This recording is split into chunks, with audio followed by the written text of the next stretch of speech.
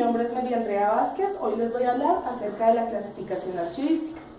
La clasificación archivística, según el Archivo General de la Nación, se refiere a la identificación y clasificación donde se establecen las series documentales de acuerdo a secciones, subsecciones y a su estructura orgánica y funcional. Dentro del proceso de organización documental se encuentra la organización, que es la clasificación, la ordenación y la descripción. La clasificación establece agrupaciones documentales desde las más grandes, que son los fondos, hasta las más pequeñas, que son las series. Dentro de la clasificación los documentos no se arreglan, simplemente se agrupan de acuerdo a la parte administrativa a la que pertenecen. Los procesos que se deben llevar a cabo para la clasificación documental. En el primer lugar, se identifican y se asignan los documentos de acuerdo con los cuadros de clasificación documental y con las tablas de retención documental. Los expedientes electrónicos deben establecer relaciones a través de metadatos. Los metadatos son aquella información estructurada o semiestructurada que facilita la creación y gestión de registros a través del tiempo dentro del dominio que los creó. Por último, los documentos se deben organizar por series. ¿Y qué es una serie documental? Las series documentales son los conjuntos de documentos que se crean por la repetitividad de los procesos y procedimientos administrativos y están formados por un mismo tipo documental, es decir, tienen asuntos similares y la información es serial. Existen dos clases de series documentales, las unidades documentales simples y las unidades documentales complejas. Las unidades documentales simples hacen referencia a aquellos documentos que son similares pero no tienen ninguna relación el uno con el otro, ni con el anterior ni con el siguiente.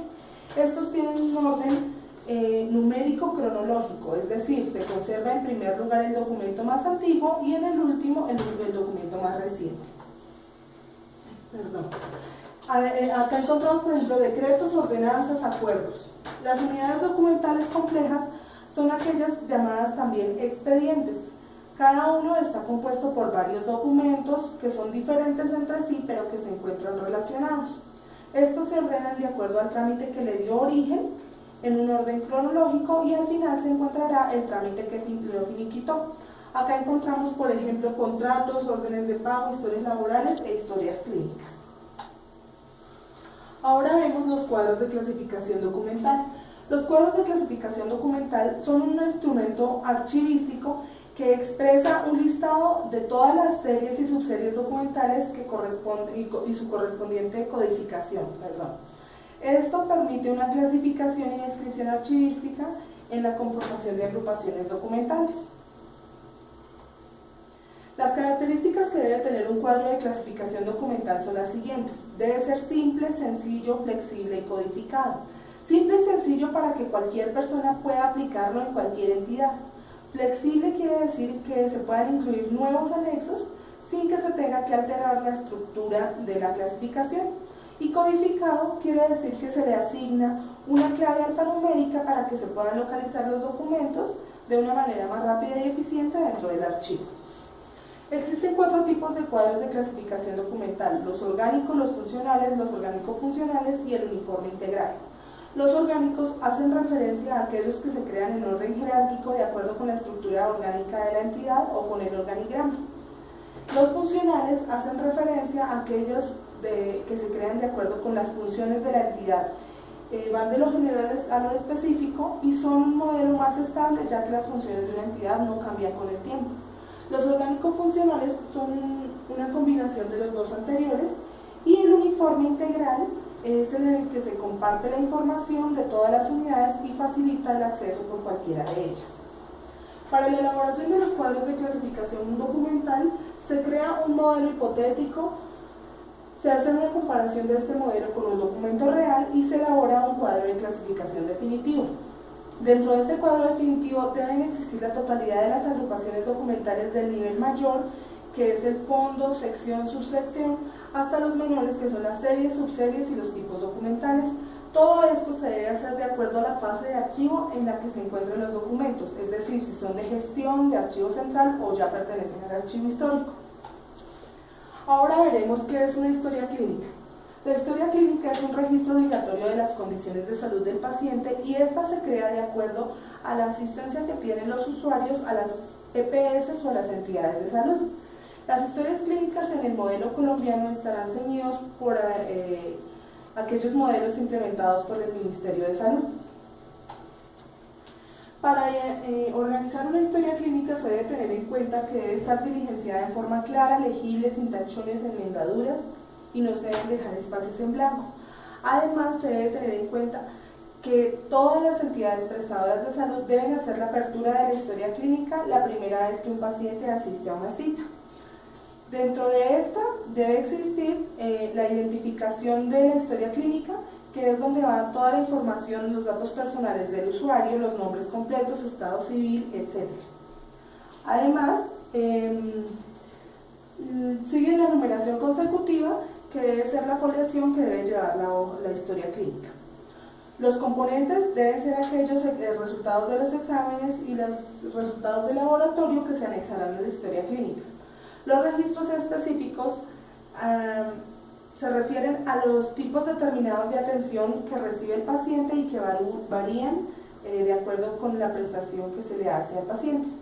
Los anexos ya son aquellos documentos que servirán de soporte legal, técnico, científico o administrativo y van a ser aquellos como las intervenciones quirúrgicas, los procedimientos, las autorizaciones, las declaraciones de retiro voluntario de la EPS.